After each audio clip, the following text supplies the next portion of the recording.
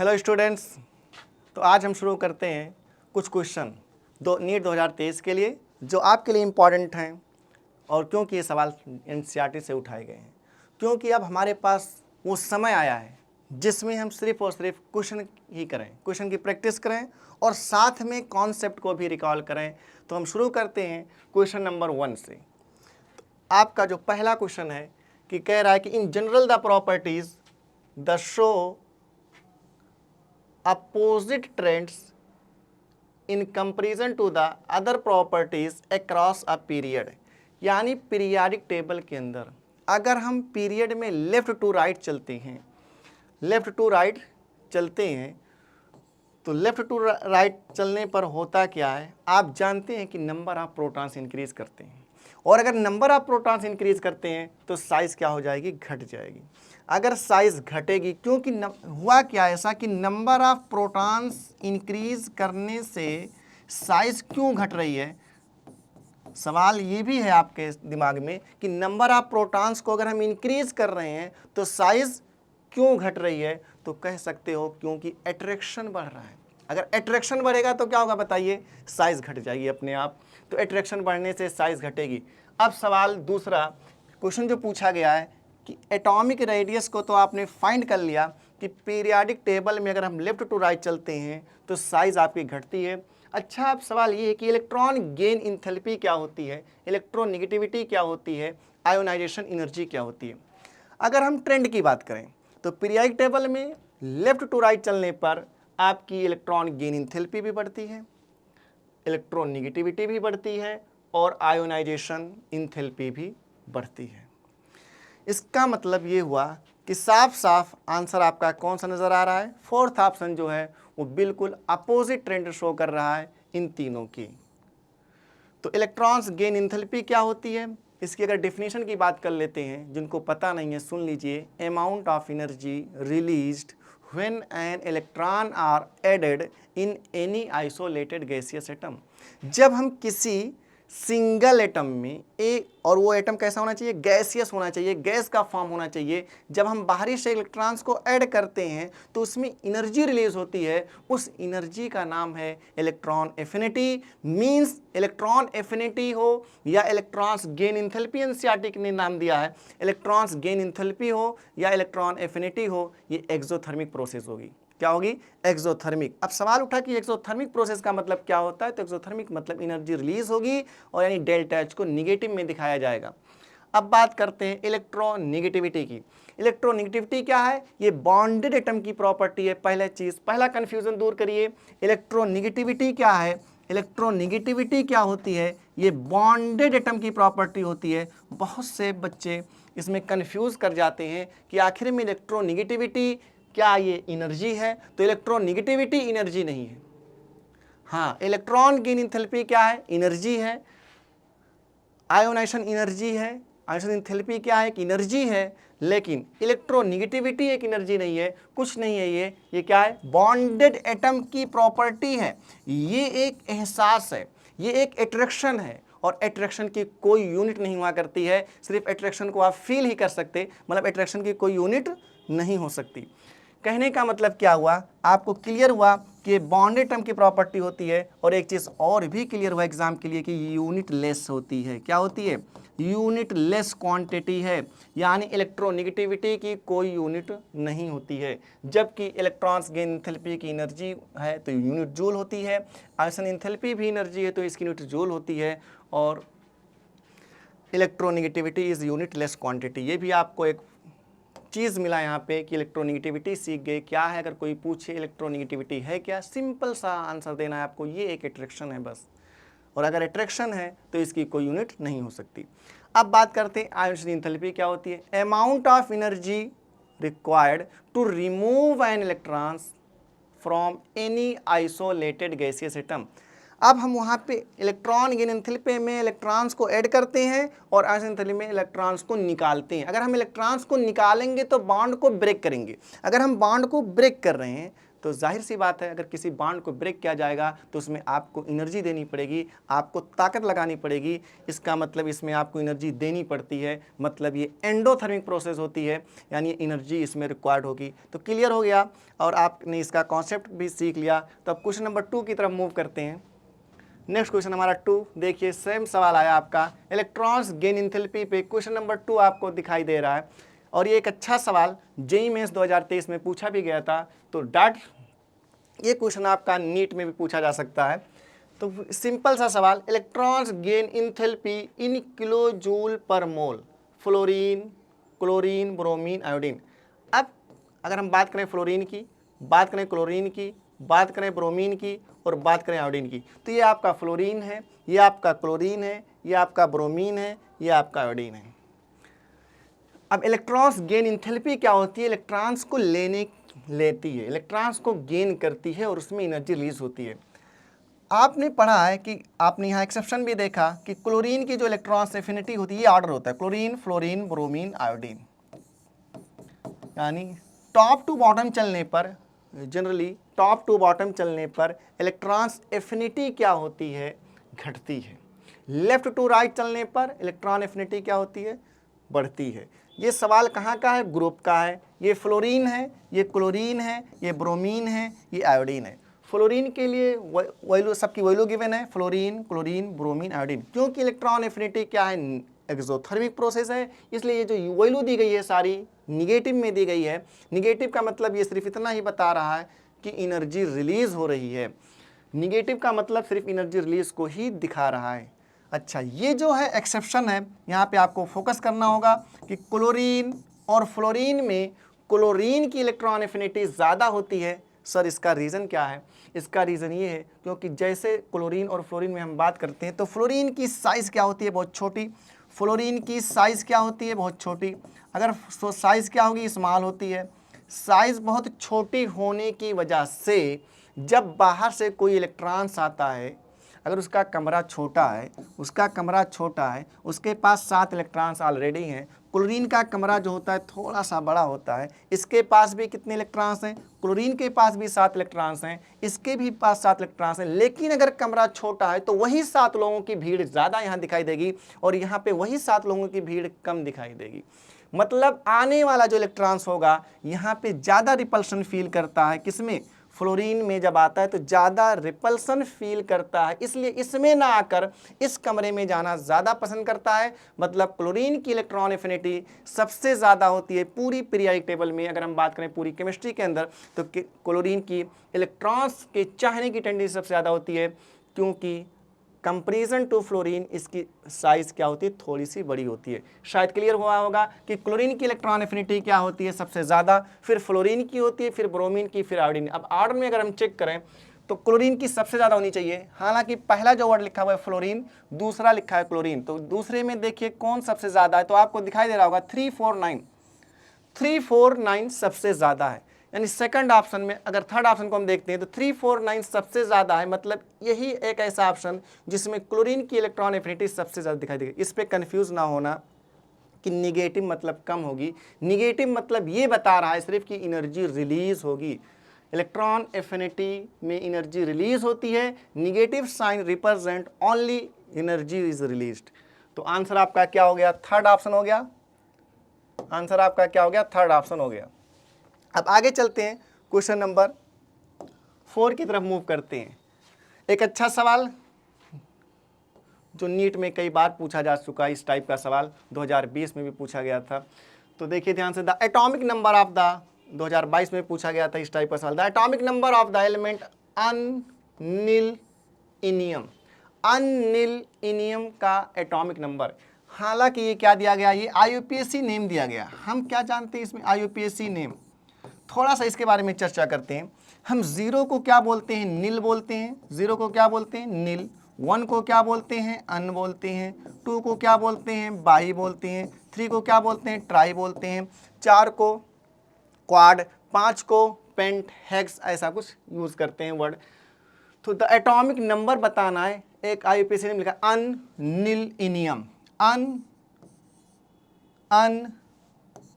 अनिलिनियम। इसका जो सिंबल है UNE, अनिलिनियम, मतलब यू का मतलब क्या हुआ, यू का मतलब क्या हुआ, अन, नील, यू का मतलब अन का मतलब वन, नील का मतलब जीरो, कहते हैं नील हो, नील मतलब क्या होता है, जीरो, नील मतलब जीरो, और ई का मतलब होता है इनियम, इनियम मीन्स 9, तो 109।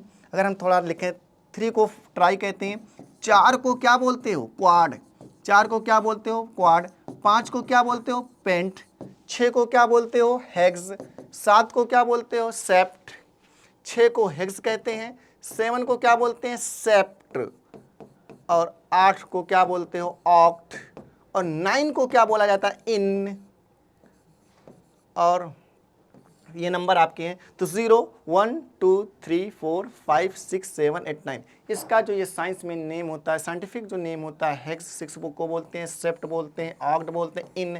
क्वेश्चन में पूछा गया अन, नील, इनियम, साफ साफ अन का मतलब 1, नील का मतलब 0, अन का मतलब 1, नील का मतलब 0, अन का मतलब 1, नील का मतलब 0, अन का मतलब 1, नील का मतलब क्या आपको दिखाई दे रहा है, 0, और इन का मतलब 9। आंसर इज 109, यानी थर्ड ऑप्शन आपका हुआ। तो आपको आईपीसी नेम भी सीखना होगा। आईपीसी नेम हम उसका लिखते हैं जिसका एटॉमिक नंबर 100 से ज़्यादा हो, और इसके लिए आपको कुछ प्रीफिक्स याद करने होते हैं। 0 को नील कहते हैं, 1 को अन कहते हैं, 2 को बाई कहते हैं, और बहुत ईजी सवाल होता है एग्जाम के लिए। आगे चलते हैं, क्वेश्चन नंबर 4, एक अच्छा सवाल पीरियोडिक टेबल का। 3 elements X Y Z, 3 elements हैं, एक एक्स है, एक क्या है वाई है, एक क्या है जेड है। कह रहा है कि तीसरे पीरियड के हैं, तीसरे पीरियड के एलिमेंट है। अगर हमें तीसरे पीरियड के बारे में थोड़ा सा बात करें तो ये क्या होगा, sodium, sodium, magnesium, aluminium, silicon, phosphorus, chlorine, argon. ये मैंने जो लिख दिया, ये थर्ड पीरियड भी लिख दिया, पीरियोडिक टेबल का ये तीसरा पीरियड का एलिमेंट भी लिख दिया। क्वेश्चन कह रहा है कि 3 elements X Y Z are in the third period of the periodic table. बिल्कुल सही। चलिए, थर्ड पीरियड के पीरियोडिक टेबल के एलिमेंट हैं। कह रहा है कि X are basic, X are basic, देखिए एक्स पहले लिखा हुआ है, वाई आर एम्फोटेरिक, और जेड आर एसिडिक। एक्स क्या है, बेसिक है, वाई क्या है, एम्फोटेरिक है, जेड क्या है, एसिडिक है।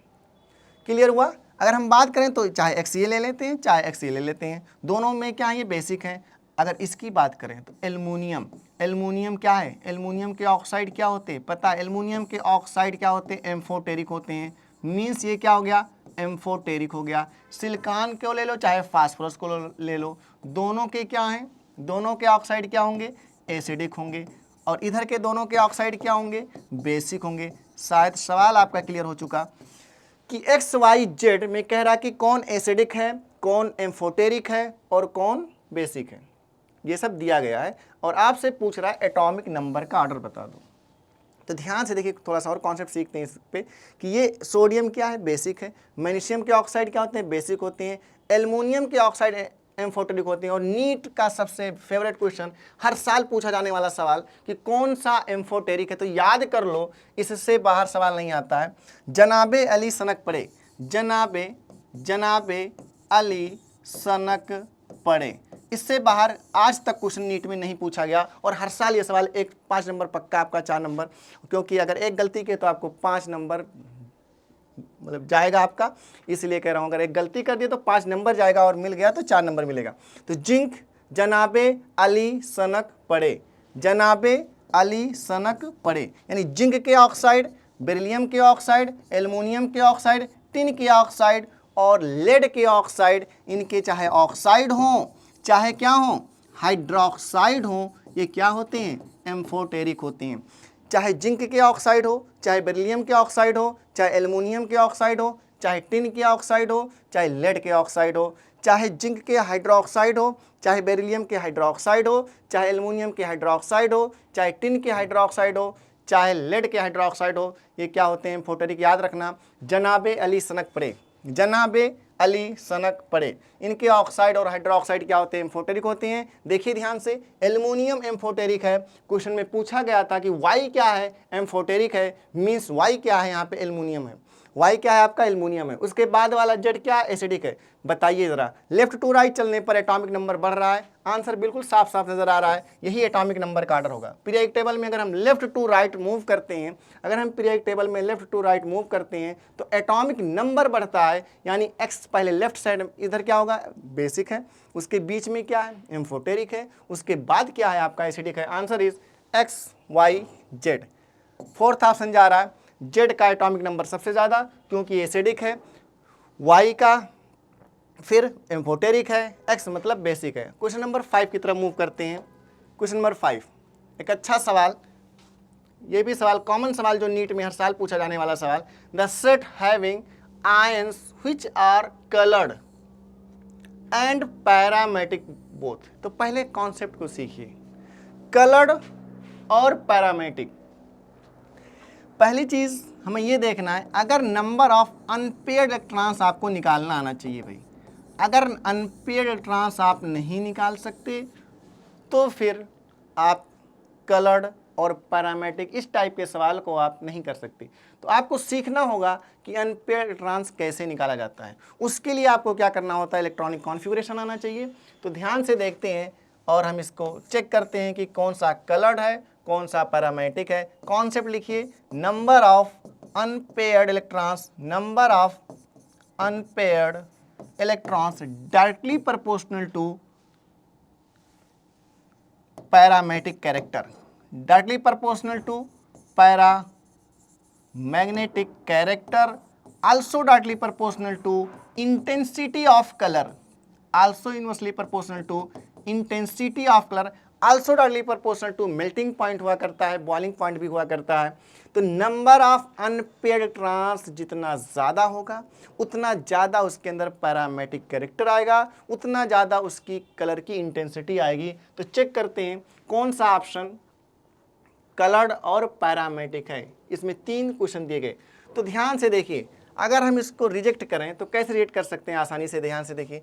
यहाँ पे Hg+2 है, आप जानते हो जिंक +2, Cd+2 और Hg+2। ये चाहे आयनिक फॉर्म में हो, चाहे ये आयनिक फॉर्म में हो, चाहे ये एटॉमिक फॉर्म में हो, इनका जो कॉन्फ़िगरेशन आएगा वो क्या आएगा, D10। क्या आता है, D10। क्लियर करिए पहले D10। और एक चीज़ सुनिए, D0 और D10 वाले, D0 और D10 वाले क्या होते हैं, कलरलेस होते हैं। D0 और D10 वाले क्या होते हैं, कलरलेस होते हैं। जिसके कॉन्फ़िगरेशन में D0 आ जाए, D10 आ जाएगा, वो कलरलेस होते हैं क्योंकि इनमें DD ट्रांजिशन नहीं होता। तो ये क्या है, कलरलेस होते हैं। अगर ये कलरलेस होते हैं, क्या होते हैं ये, कलरलेस। तो D0 और D10 वाले आपके कलरलेस होते हैं। आप देख लीजिए, जिंक +2 क्या है, D10 कॉन्फ़िगरेशन आएगा। Hg+2 क्या है, ये भी D10 लास्ट में लाएगा। Cd+2 क्या है, ये भी आपका D10 लेकर आएगा। तो किस ऑप्शन में जिंक +2 है, तो ये आपका क्या हो चुका है, D10 हो चुका है, इसलिए ये कलर्ड नहीं होगा, इसलिए ये आंसर तो होगा नहीं। अगर हम बात करते हैं Hg+2 की, तो ये आंसर भी नहीं होगा। यानी 2 ऑप्शन मैंने डायरेक्ट कट कर दिया है। और अब चेक करते हैं, या इसकी थोड़ा सा चेक करते हैं, टाइटेनियम को चेक करते हैं। टाइटेनियम का इलेक्ट्रॉनिक कॉन्फ़िगरेशन करिए, एटॉमिक नंबर 22, कॉन्फ़िगरेशन क्या होगा, 4s2 3d2। ये इलेक्ट्रॉनिक कॉन्फ़िगरेशन होगा टाइटेनियम का, क्योंकि इसका एटॉमिक नंबर 22 है। आपको निकालने कितने हैं, 4। तो 2 इलेक्ट्रॉन्स यहाँ से निकालोगे, 2 इलेक्ट्रॉन्स यहाँ से निकालोगे, ये भी कितना हो गया, D0। मज़ा आ गया, ये भी D0 मतलब D10, ये भी D0 आ गया। तो D0 हो या क्या हो, D10 हो, ये क्या होंगे, कलरलेस। सवाल में क्या पूछा गया, कलर्ड, कलरलेस हो गया, यानी टाइटेनियम +4 डायरेक्ट कलरलेस आ रहा है। आंसर इज, ये भी गलत हो गया, मतलब आंसर क्या आ जाएगा, फर्स्ट ऑप्शन। इसका मतलब मैंने कैसे इस क्वेश्चन को किया, इतने सारे थे, मैंने सबका इलेक्ट्रॉनिक कॉन्फ़िगरेशन नहीं किया, मैंने थोड़ा सा दिमाग लगाया। दिमाग क्या लगाया कि देखिए, मरकरी का मैं जानता था, जिंक का जानता, ये आप लोग जानते हो, जिंक, मरकरी, कैडमियम। हमने ऑप्शन ढूंढा कि जिंक, कैडमियम, यार मरकरी चाहे वो आयनिक फॉर्म में हो चाहे वो एटॉमिक फॉर्म में हो, उनका इलेक्ट्रॉनिक कॉन्फ़िगरेशन हमेशा D10 ही होता है। जब इसका इलेक्ट्रॉनिक कॉन्फ़िगरेशन हमेशा D10 ही होता है तो ये कलरलेस हुआ करते हैं। और D0 मुझे ढूंढना था तो मैंने ढूंढ लिया, टाइटेनियम +4, वेनेडियम भी हो गया, स्कैंडियम +3 भी हो गया। इसमें सारे के सारे क्या हैं, कलरलेस हैं बेचारे। तो ये भी कलरलेस, ये भी कलरलेस, ये भी कलरलेस। यहाँ पे मैंने इसको ढूंढ लिया, यहाँ पे शायद ये भी कलरलेस है, तो लेकिन मुझे ढूंढने की ज़रूरत नहीं है। मेरा आंसर क्या गया, पहला ऑप्शन जो कलर्ड भी है और पैरामैग्नेटिक भी है। क्वेश्चन नंबर 6 की तरफ मूव करेंगे अब। क्वेश्चन नंबर 6 देखिए, the first ionisation enthalpy ionisation energy of magnesium. ये भी एक हाई फाई क्वेश्चन के अंदर आता है, ये भी जेई का सवाल, एक हाई फाई सवाल दिख रहा है आपको। The first ionisation energy of magnesium is smaller as compare to that of element X and Y. कह रहा है first ionisation energy of magnesium is smaller है as compare to that of element X and Y, but higher than that of Z. लेकिन वो Z से ज़्यादा, but higher than that of Z. तो the element X Y Z are respectively. X Y Z को पहचानना है। तो इसके बारे में थोड़ा सा मैं आइडिया ले रहा हूँ। आपको याद होना चाहिए, आईपी का ऑर्डर याद होना चाहिए। तो आईपी का ऑर्डर कैसे याद होगा, लिब बेक ऑन फनी, नीट 2022 में पूछा गया, नीट 2020 में पूछा गया, हर साल ये सवाल पूछा जाता है आईपी पर। तो लिब बेक ऑन फनी, आप ऐसे याद रख सकते हो, लिब बेक ऑन फनी। ये बिल्कुल सिंपल सा ट्रिक है याद करने का। आईपी का ऑर्डर सजाने के लिए एग्जाम में आता है। तो लिब बेक ऑन, लिब बेक ऑन फनी, लिब बेक ऑन, आप याद रख सकते हो क्योंकि याद करने में आसानी होगी। लिब बेक ऑन फनी, ये बढ़ता हुआ क्रम है किसका, आईपी का ऑर्डर है। तो लिब बेक ऑन फनी ये ऑर्डर है, लेकिन ये तो सेकंड पीरियड का मैंने सजा दिया है। ये कौन सा पीरियड है भाई, सेकंड पीरियड है। अगर हम थर्ड पीरियड की बात करें, किसकी बात करें, थर्ड पीरियड की बात करें, तो लिथियम के नीचे क्या आएगा, सोडियम आएगा। बोरान के नीचे क्या आएगा, बोलिए, एल्युमिनियम आएगा। उसके बाद क्या आएगा, मैग्नीशियम आएगा। उसके बाद क्या आएगा, कार्बन के नीचे सिलिकॉन आएगा। उसके बाद क्या आएगा, सल्फर आएगा। उसके बाद फास्फोरस आएगा। उसके बाद क्या आएगा आपका, क्लोरीन आएगा। उसके बाद आपका क्या आएगा, आर्गन आएगा। ये हमने थर्ड पीरियड को भी सजा दिया। क्वेश्चन कह रहे हैं, आप सुनिए क्वेश्चन को क्या कह रहा है कि the first ionisation energy of magnesium, the first ionisation energy of magnesium is smaller, magnesium is smaller than, किससे, smaller as compare to that of element X Y. यानी ये जो मैग्नीशियम है ये छोटा है, किससे छोटा है भाई, एक्स और वाई से छोटा है। मैग्नीशियम एक्स और वाई से छोटा है, but higher than that of Z. लेकिन ये क्या है, ये जेड से क्या है, अरे जेड से क्या है, बड़ा है। यानी मैग्नीशियम जो है जेड से बड़ा है और छोटा किससे है, एक्स और वाई से छोटा है। ये क्वेश्चन वाला कह रहा है, क्वेश्चन को जरा गौर से समझिएगा। कह रहा है क्या कि the first ionisation energy of magnesium is smaller as compare to that of element X and Y, but higher than that of Z the element X Y Z respectively. एक अच्छा सा सवाल। तो हमने थर्ड पीरियड को element को सजाया, magnesium की बात किया था तो थर्ड पीरियड को मैंने सजा लिया। हमने कहा देखिए एक्स और वाई कोई एलिमेंट है जो मैग्नीशियम से क्या है, जो मैग्नीशियम से क्या है, मैग्नीशियम से क्या है, बोलिए, ज़्यादा है। यानी मैग्नीशियम इससे छोटा है आईपी में, लेकिन जेड जो है क्या है, वो मैग्नीशियम से क्या है, कम है। तो अब देख लीजिए जेड क्या होगा, जेड आपका क्या हो सकता है, जो ऑप्शन में दिखाया गया सोडियम। देखिए ऑप्शन में सोडियम मैच कर रहा है, जेड सोडियम होगा, यहाँ पे मैच कर रहा है। फिर क्लोरीन, लिथियम हो नहीं सकता, फिर क्लोरीन, फिर आर्गन। इसके हिसाब से अगर आंसर देखा जाए तो क्या हो जाएगा, ये सेकंड ऑप्शन आपका हो गया, सेकंड ऑप्शन आपका हो गया, आर्गन, क्लोरीन और सोडियम। बहुत अच्छा सवाल है ये। अब आगे चलते हैं, क्वेश्चन नंबर 7 की तरफ मूव करते हैं। The correctly matched option is, NEET का पसंदीदा सवाल है ये, जो हर साल पूछा जाता है। रेडियस के बारे में, आयनिक साइज के बारे में, इस टाइप के क्वेश्चन आपके देखने को मिलते हैं हर साल। तो आपका बिल्कुल फ्री का नंबर है ये। तो ध्यान से देखिए, कह रहा है आयनिक रेडियस का ऑर्डर बता दो। बोलिए, अगर प्लस चार्ज बढ़ेगा, ध्यान से सीखिएगा, पॉजिटिव, अगर कोई एलिमेंट एक्स है, अगर कोई एलिमेंट एक्स है तो एक्स प्लस, और कोई एलिमेंट क्या है, एक्स माइनस है, तो प्लस चार्ज जैसे जैसे बढ़ता जाएगा अट्रैक्शन बढ़ता जाएगा। जैसे जैसे प्लस चार्ज बढ़ता जाएगा क्या होता जाएगा, अट्रैक्शन बढ़ता जाएगा। एट्रैक्शन बढ़ता जाएगा क्योंकि प्लस चार्ज बढ़ने का मतलब इलेक्ट्रॉन्स निकल रहा है, मतलब रिपल्शन कम हो रहा है। अगर रिपल्शन कम हो रहा है तो मतलब एट्रैक्शन ज़्यादा हो रहा है। अगर एट्रैक्शन ज़्यादा हो रहा होगा तो साइज़ क्या होगी, छोटी हो जाएगी। तो एट्रैक्शन ज़्यादा होगा यानी पॉजिटिव चार्ज बढ़ने से क्या होता है, एट्रैक्शन ज़्यादा होता है और साइज़ छोटी होती है। और यहाँ पे तो इसने कहा Fe+3 की साइज़ क्या होगी, ज़्यादा होगी। इसका मतलब ये आंसर गलत है, ये नहीं हो सकता। समझ में आ रहा है, क्योंकि उसकी साइज तो सबसे छोटी होगी। दूसरा, ऑर्डर ऑफ आयोनाइजेशन, अभी मैंने कुछ देर पहले पिछले सवाल में चर्चा कर रहे थे आईपी के ऑर्डर, लिबेक ऑन फनी की बात कर रहे थे। लिबेक, लिब, फिर आ गया काम लिब बेक ऑन फनी की बात कर रहे थे कि लिब बेक ऑन फनी। अगर आपको याद है, लिब ये ऑर्डर है किसका, आईपी का ऑर्डर है। ये ऑर्डर किसका है, आयोनाइजेशन एनर्जी का ऑर्डर है। ये किसका ऑर्डर है, आयोनाइजेशन पोटेंशियल का ऑर्डर है। तो ये आपको याद होना चाहिए, बहुत सारे सवाल इससे प्रॉब्लम दूर हो जाते हैं। लिब बेक ऑन फनी, तो लिब बेक ऑन फनी में देखिए तो ऑक्सीजन का नाइट्रोजन से ज़्यादा दिखाया गया है। क्या दिखाया गया, आईपी। इसका मतलब ये ऑप्शन क्या है, ये भी ऑप्शन आपका क्या है, गलत लग रहा है। और बिल्कुल ये ऑप्शन क्या है आपका, गलत है, क्योंकि ऑक्सीजन की नहीं नाइट्रोजन की आईपी क्या होगी, ऑक्सीजन से क्या होगी, ज़्यादा होगी। और लेफ्ट टू राइट चलने पर आईपी बढ़ती है, गलत है।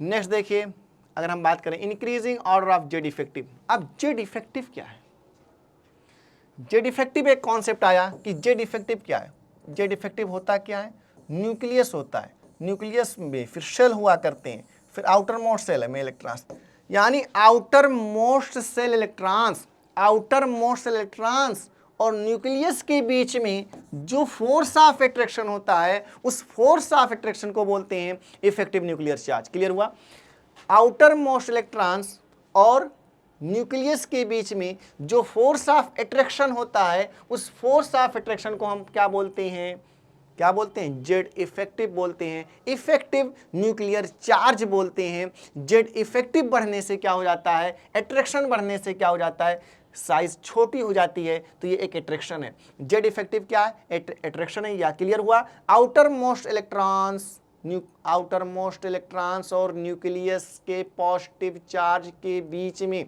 जो फोर्स ऑफ एट्रैक्शन होता है, उस फोर्स ऑफ एट्रैक्शन को हम क्या बोलते हैं, जेड इफेक्टिव बोलते हैं। तो आंसर देखिए, O plus O, O minus O minus 2, क्या बताइए, एट्रैक्शन पॉजिटिव, अभी कुछ देर पहले बात कर रहे थे, जैसे जैसे पॉजिटिव चार्ज बढ़ता जाएगा तो एट्रैक्शन क्या होता जाएगा, बढ़ता जाएगा। क्लियर हुआ, अगर मेरे पास A है, A प्लस है और क्या है, A माइनस है, तो इस पे पॉजिटिव चार्ज ज़्यादा, तो पॉजिटिव चार्ज ज़्यादा होने की वजह से क्या होगा, इसका एट्रैक्शन क्या हो जाएगा, बढ़ जाएगा। नहीं, पॉजिटिव चार्ज बढ़ने से एट्रैक्शन बढ़ता है, इसका मतलब ये हुआ थर्ड ऑप्शन आपका बिल्कुल सही आंसर है। थर्ड ऑप्शन आपका बिल्कुल सही आंसर है। अब देखते हैं ऑर्डर ऑफ इलेक्ट्रॉन एफिनिटी की बात करते हैं। चौथा ऑप्शन में इलेक्ट्रॉन एफिनिटी की बात की। इलेक्ट्रॉन एफिनिटी मतलब इलेक्ट्रॉन्स के चाहने की टेंडेंसी। इलेक्ट्रॉन्स गेन एंथैल्पी का मतलब इलेक्ट्रॉन्स के चाहने की टेंडेंसी। बताओ क्या नियॉन स्टेबल है, अगर नियॉन स्टेबल है तो नियॉन इलेक्ट्रॉन्स को चाहेगा नहीं, तो इलेक्ट्रॉन्स को नहीं चाहेगा। तो आपका आंसर क्या हो गया, थर्ड ऑप्शन। ये भी आपका आंसर नहीं हुआ, ये भी आपका आंसर नहीं हुआ। तो एक अच्छा सवाल जो नीट में डायरेक्ट ये आ सकता है सवाल, क्वेश्चन नंबर 9 की तरफ चलेंगे। परसेंटेज आयनिक कैरेक्टर पूछा गया। क्या पूछा गया, percentage ionic character if electronegativity values of x equal to इतना, y इक्वल टू इतना। आपसे क्वेश्चन में पूछा गया है परसेंटेज आयनिक कैरेक्टर बता दो। तो अगर इलेक्ट्रोनिगेटिविटी की वैल्यू दी जाती है तो हम परसेंटेज आयनिक कैरेक्टर कैसे कैलकुलेट करते हैं, क्या उसके लिए कोई फार्मूला होता है? जी, उसके लिए एक फार्मूला होता है। परसेंटेज आयनिक कैरेक्टर अगर आपको निकालना है तो 16 delta EN plus 3.5 delta EN का होल स्क्वायर।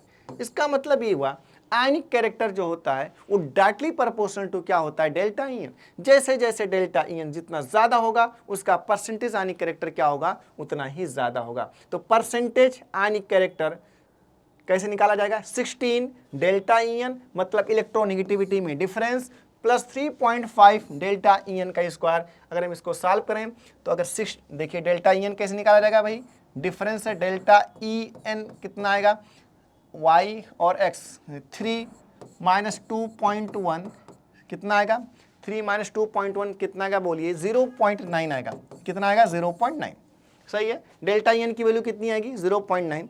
पुट कर दीजिए 16 इंटू 0.9 प्लस 3.5 इंटू 0.9 इंटू 0.9, इसको सॉल्व करिए, आपका आंसर आ जाएगा। तो इसको थोड़ा सॉल्व करें तो 16 9 को 16 से मल्टीप्लाई करिए, कितना आएगा, 14.4 आएगा अप्रॉक्स, प्लस 3.5 इंटू, इसको आप सॉल्व करिए तो आपके कुछ वैल्यू अप्रॉक्स कितनी आएगी, 3.5 इंटू 0.81 शायद आएगी, और इसका 3.5 को इसको सब मल्टीप्लाई करिए 0.81 से, कुछ वैल्यू कम ही है, कुछ वैल्यू क्या है, कम ही है। अगर वैल्यू कम है तो कुछ वैल्यू कम होके आएगी, तो लगभग ये आएगी 14.4 प्लस 3 पॉइंट इंटू कुछ कम वैल्यू है, पॉइंट में है, दशमलव में है, तो इसकी वैल्यू 2 पॉइंट लगभग समथिंग 2.6 आसपास आएगी, यानी अप्रॉक्स 17% आंसर आएगा। तो अप्रॉक्स 17% ऑप्शन आपको दिख रहा होगा। तो ये अच्छा सवाल, ये परसेंट यानी कैरेक्टर का है, आप इसको कैलकुलेट कर सकते हैं और क्वेश्चन को सॉल्व कर सकते हैं। क्वेश्चन नंबर 9 की तरफ चलते हैं। बहुत अच्छा सवाल, बॉन्ड डिस्ट्रीब्यूशन एंथैल्पी का सवाल है, बॉन्ड एनर्जी का सवाल है हैलोजन के केस के लिए, जो कि बहुत पूछा जाता है नीट एग्जाम में, और एक इम्पॉर्टेंट क्वेश्चन है, और ये एक्सेप्शनल बिहेवियर को भी शो करता है।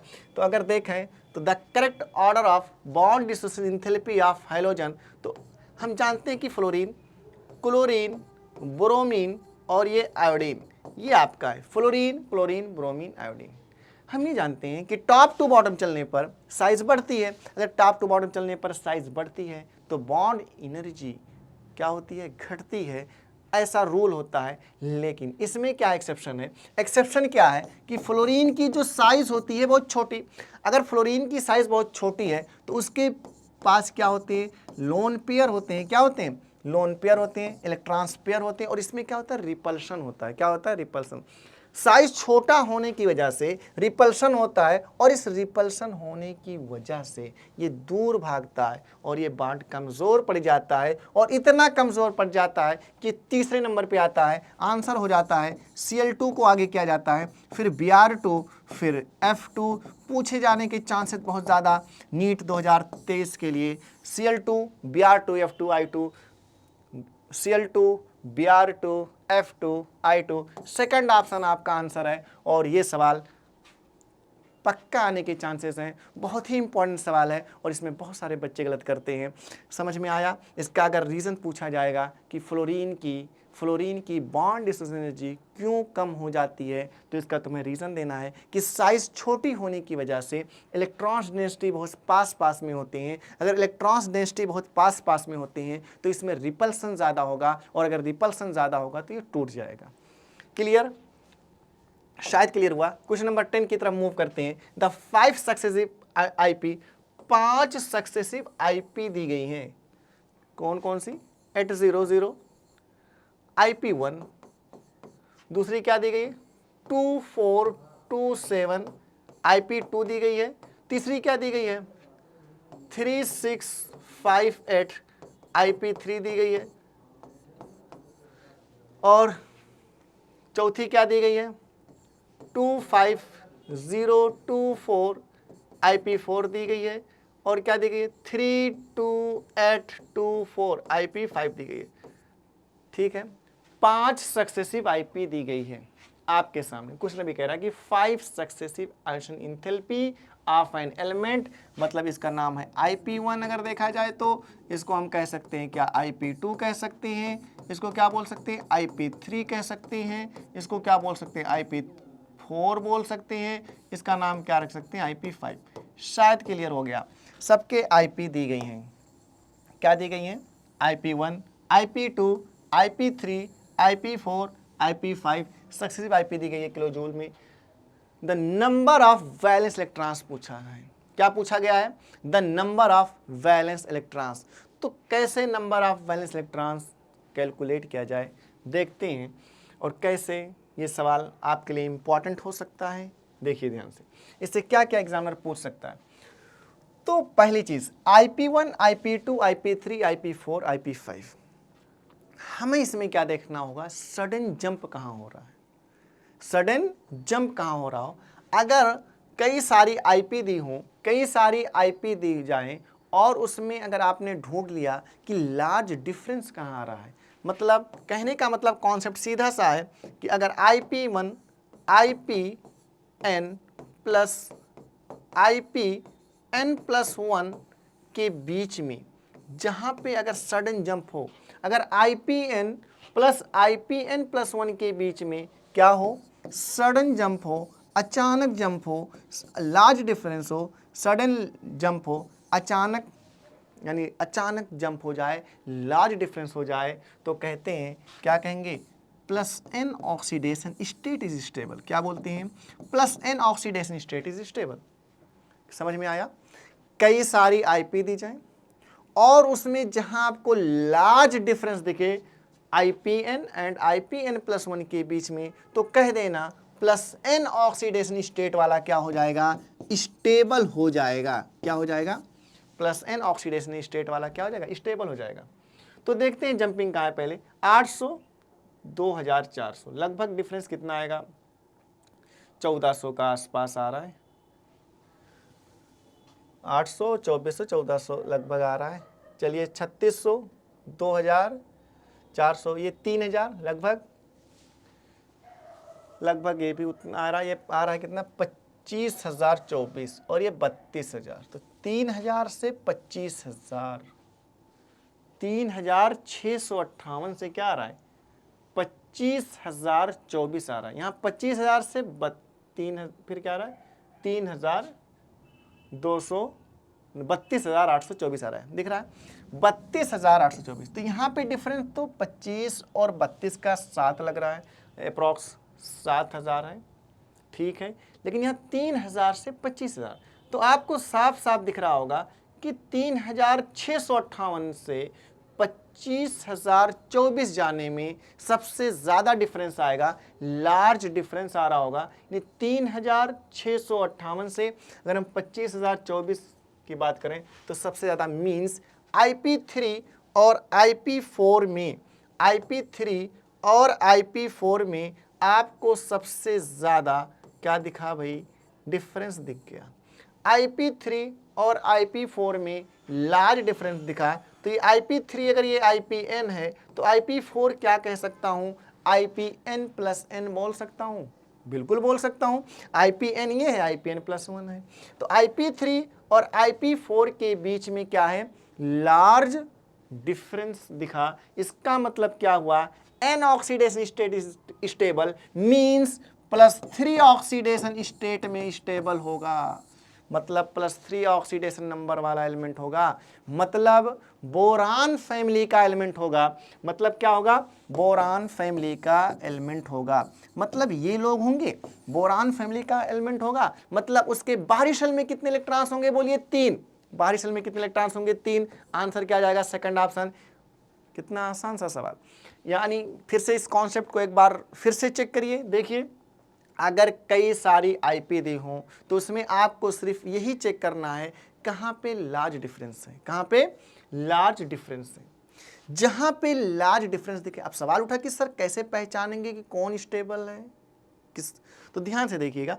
अगर IPN और IPN+1 में मान लेते हैं कि ज़्यादा डिफरेंस है, IPN means IP3 and IP4 for example, तो IPN एंड IPN+1 में ज़्यादा डिफरेंस है, लार्ज डिफरेंस है, तो कह देना +N ऑक्सीडेशन स्टेट वाला क्या हो जाएगा, स्टेबल होगा। +N वाला क्या हो जाएगा, स्टेबल हो जाएगा। मीन्स उसका जो ऑक्सीडेशन स्टेट होगा +3 होगा, मतलब वो उसके बाहरी शेल में कितने इलेक्ट्रॉन्स होंगे, 3 इलेक्ट्रॉन्स होंगे। आपसे ग्रुप भी पूछा जा सकता है, आपसे एलिमेंट के नाम भी पूछे जा सकते हैं। क्लियर। तो ये क्वेश्चन आपका क्वेश्चन नंबर 10 हुआ। आगे चलते हैं क्वेश्चन नंबर 11 की तरफ। फिर पूछा गया the correct order of electrons gain enthalpy. एक अच्छा सवाल ये भी बन सकता है नीट का, ग्रुप नंबर 16 से उठाया गया। The correct order of electrons gain enthalpies. तो electrons gain enthalpy top to bottom अगर हम बात करें, किसकी बात करें, टॉप टू बॉटम की बात करें, तो टॉप टू बॉटम में चलने पर electrons affinity, electrons gain enthalpy घटती है। लेकिन थर्ड पीरियड की इलेक्ट्रॉन्स एफिनिटी जो होती है वो सेकंड पीरियड से ज़्यादा होती है। आपने पहले ही सवाल में हमने बात की थी, सेकंड सवाल में देखा था कि क्लोरीन की इलेक्ट्रॉन एफिनिटी पूरे पीरियडिक टेबल में सबसे ज़्यादा होती है। मीन्स थर्ड पीरियड की इलेक्ट्रॉन एफिनिटी सेकंड पीरियड से ज़्यादा होती है। सवाल हुआ क्यों? क्योंकि सेकंड पीरियड की साइज़ क्या होती है? छोटी होती है। और अगर साइज़ छोटी होती है, अगर हम बात करें फ्लोरीन और क्लोरीन की बात करें, तो फ्लोरीन की साइज़ क्या होती है? छोटी होती है। तो उस पर इलेक्ट्रॉन डेंसिटी क्या होती है? ज़्यादा होती है। तो इलेक्ट्रॉन्स जो बाहर से आना है उसको रिपल्सन ज़्यादा फील होता है, इसलिए वो इलेक्ट्रॉन्स नहीं आना चाहता, इसलिए उसके बदले वो क्लोरीन में चला जाता है। मीन्स क्या हुआ? थर्ड पीरियड की इलेक्ट्रॉन एफिनिटी क्या होती है? सेकंड पीरियड से ज़्यादा होती है। अगर हम ऑक्सीजन फैमिली की बात करें तो ऑक्सीजन फैमिली में क्या है? ओस से टीपो, ये आपका है ओस से टीपो, दिख रहा होगा ओस से टीपो, यानी oxygen, sulphur, selenium, tellurium, polonium. तो होता क्या है? इसका मतलब क्या हुआ? ये सेकंड पीरियड का मेंबर है और ये थर्ड। ऑक्सीजन अगर हम देखें फिर से आप देख लीजिए एक बार, ये है ओस, दिख रहा होगा आप साफ साफ, ओस से टीपो, क्लियर? ये ऑक्सीजन फैमिली का मेंबर है, ये सेकंड पीरियड का मेंबर है और ये क्या है? थर्ड पीरियड का मेंबर है। यानी सल्फर की इलेक्ट्रॉन्स एफिनिटी जो होगी अपने ग्रुप में क्या होगी? सबसे ज़्यादा होगी। अगर सल्फर की सबसे ज़्यादा होगी तो फिर ये आंसर नहीं हो सकता और ये आंसर नहीं हो सकता, यानी पहला और चौथा आपका ऑप्शन नहीं हो सकता। अब देखते हैं कि कौन सा आंसर होगा। तो ध्यान से देखिएगा, इसमें एक महा एक्सेप्शन है। क्या? ऑक्सीजन सबसे पीछे है, ऑक्सीजन क्या है? सबसे पीछे गया, इसलिए इसका सेकंड ऑप्शन सही है। यानी ऑक्सीजन की electron affinity according to NCERT सबसे कम दी गई है अपने ग्रुप में। तो ये ध्यान रखना, ऑक्सीजन की इलेक्ट्रॉन एफिनिटी ऑक्सीजन फैमिली में सबसे कम है। अब क्वेश्चन नंबर 12 की तरफ मूव करते हैं। क्वेश्चन नंबर 12 में देखते हैं। फिर आ गया आपका आयनिक साइज का ऑर्डर। आयनिक साइज का ऑर्डर देखिए क्या क्या दिया गया है? Mg+2, sodium plus F-, O-2, N-3। अगर हम बात करें तो मैग्नीशियम का एटॉमिक नंबर कितना होता है? 12। तो 12 में से 2 गए, कितने इलेक्ट्रॉन्स? 10 इलेक्ट्रॉन्स। इसमें कितने हैं? 10 इलेक्ट्रॉन्स। सोडियम का एटॉमिक नंबर कितना होता है? 11, एक गया हुआ, 10 इलेक्ट्रॉन्स। फ्लोरीन का एटॉमिक नंबर होता है 9, माइनस का मतलब 1 आया, कितने इलेक्ट्रॉन्स हो गए? 10 इलेक्ट्रॉन्स। ऑक्सीजन का एटॉमिक नंबर 8, 2 आया, कितने इलेक्ट्रॉन्स हो गए? 10। 7, 3 आए, कितने इलेक्ट्रॉन्स हो गए? 10 इलेक्ट्रॉन्स होंगे। क्या ये आइसो इलेक्ट्रॉनिक स्पीसीज हैं? तो for iso electronic species concept क्या देखिए, फॉर आइसो इलेक्ट्रॉनिक स्पीसीज, अगर कोई आइसो इलेक्ट्रॉनिक स्पीसीज है तो मोर निगेटिव मोर साइज, मोर निगेटिव मोर साइज, याद हुआ?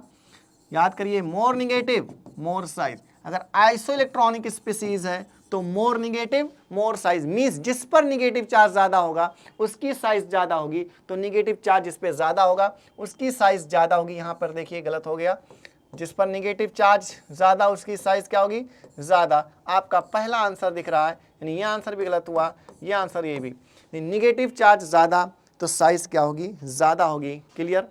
For iso electronic species more negative more size, more negative more size से क्वेश्चन आसानी से हो गया और आपका answer number first. Question number 12 आपका कंप्लीट। नेक्स्ट क्वेश्चन नंबर 13 की तरफ चलते हैं। कह एक एलिमेंट ई है, belong to the period number 4। एक एलिमेंट ई है जो पीरियड नंबर 4 में है, ठीक है भाई, एंड ग्रुप 16 में। कह रहा है एक एलिमेंट ई है जो पीरियड नंबर किस में है? 4 में है। पीरियड नंबर किस में है? 4। और ग्रुप नंबर किस में? 16 है। पिछले ही सवाल में मैंने क्वेश्चन मतलब 6 देखा था, ग्रुप नंबर 16 की बात की थी। तो ओस से देखिए, ये सेकंड पीरियड का है, ये थर्ड है, ये फोर्थ। तो फोर्थ पीरियड का मेंबर तो ये, ठीक है। ग्रुप नंबर 16 में जो 4 पीरियड का एलिमेंट है वो क्या है? ये ई है। क्या है? ई है, ठीक। अब कह रहा है the valence electrons configuration of the element which is just above E, जो ई के ऊपर हो, मतलब सल्फर, ई के जस्ट अबव जो हो उसका बता दो इलेक्ट्रॉनिक कॉन्फ़िगरेशन। देख लीजिए तो क्या होगा इसका कॉन्फ़िगरेशन? सिंपल सा है, जो इसका होगा इसी का इसका भी होगा। तो 1 थर्ड पीरियड की बात कर रहे थे, इसका मतलब जस्ट एबव। तो 1:2, 2:2, 2p6, 3:2, 3p4, 3:2, 3p4, answer is first option, answer is first option. तो 3:2, 3, 4 यानी आपको आइडेंटिफाई करना था कि वो एलिमेंट है कौन सा, वो एलिमेंट की पोजीशन कहाँ है, जिसका कॉन्फ़िगरेशन बताना है। कह रहा कि उस एलिमेंट का कॉन्फ़िगरेशन बता दीजिए जो जस्ट एबव हो ई के, ई का नहीं बताना है, जो ई के ऊपर है उस एलिमेंट का बताना है। तो ई के जो ऊपर है वो एलिमेंट कौन है, सल्फर है, क्योंकि ग्रुप नंबर 16 की हम बात कर रहे हैं। क्वेश्चन नंबर 14 की तरफ मूव करते हैं। The order of screening effect of electrons of SPDF, screening effect का ऑर्डर तो जानते हैं, स्क्रीनिंग इफेक्ट या शील्डिंग इफेक्ट का जो ऑर्डर होता है एसपीडीएफ। क्योंकि होता क्या है, क्योंकि न्यूक्लियस है, न्यूक्लियस के सबसे पास कौन सा शेल होगा बताइए, एस। तो न्यूक्लियस को शील्ड कौन करेगा, एस सब सेल, फिर कौन शील्ड करेगा, पी सब सेल, फिर डी, फिर एफ। आप जानते हैं कि डी और एफ एनसीईआरटी की कई जगह लाइनों में लिखी गई कि डी और एफ जो होती है वो प्रोवाइडेड पुअर शील्डिंग प्रोवाइड करते हैं, उनकी स्क्रीनिंग इफेक्ट क्या होती है, कम होती है, क्योंकि वो न्यूक्लियस से दूर करते हैं। यानी स्क्रीन किसको किसको पर्दा कर रहे हैं, किसके लिए स्क्रीन का काम कर रहे हैं, न्यूक्लियस के लिए, और न्यूक्लियस के करीब कौन है, एस है। तो एस, पी, डी और एफ, आंसर होना चाहिए एसपीडीएफ, इसका मतलब फर्स्ट ऑप्शन होगा। क्वेश्चन नंबर 15 की तरफ चलते हैं। क्वेश्चन नंबर 15 क्या पूछा गया, the first ionisation enthalpy of sodium, बहुत फेमस सवाल, बहुत बार नीट और जेईई एग्जाम में पूछे जाने वाला सवाल, एनसीईआरटी का सवाल है ये। The first ionisation enthalpy of sodium maximum silicon respectively are इतना इतना इतना दिए गए हैं। The first ionisation enthalpy of aluminium, देखिए ध्यान से, सोडियम का दिया गया है, मैग्नीशियम का दिया गया है, सिलिकॉन का दिया गया है, और पूछा किसका गया है, एल्युमिनियम का पूछा गया है। किसका पूछा गया, एल्युमिनियम का पूछा गया है। आप क्या जानते हैं, आईपी का ऑर्डर आपको पता है, लिब्बे-कॉन-फनी का सहारा लीजिए। तो लिब्बे-कॉन-फनी के हिसाब से सोडियम, फिर उसके आगे मैग्नीशियम, उसके आगे क्या होगा, एल्युमिनियम, उसके आगे क्या होगा, मैग्नीशियम, उसके आगे क्या होगा, सिलिकॉन। ये आपका क्या होगा, ऑर्डर होगा आईपी का। थर्ड पीरियड के आईपी का ऑर्डर देखिए जरा, लिब्बे-कॉन-फनी, लिथियम, फिर उसके बाद क्या होगा, बोरान, फिर बेरिलियम, फिर कार्बन। लिब्बे-कॉन-फनी से अगर आप देख लेते हैं तो सोडियम आएगा उसके नीचे, फिर बोरान, एल्युमिनियम आएगा, मैग्नीशियम आएगा और सिलिकॉन आएगा। मींस जो एल्युमिनियम की जो आईपी होगी, एल्युमिनियम की जो आईपी होगी वो सोडियम से क्या होगी, ज़्यादा होगी, मैग्नीशियम से कम होगी। समझ में आया, एल्युमिनियम की जो आईपी होगी ऑर्डर के हिसाब से सोडियम से क्या होगी, ज़्यादा होगी, और मैग्नीशियम से क्या होगी, कम होगी।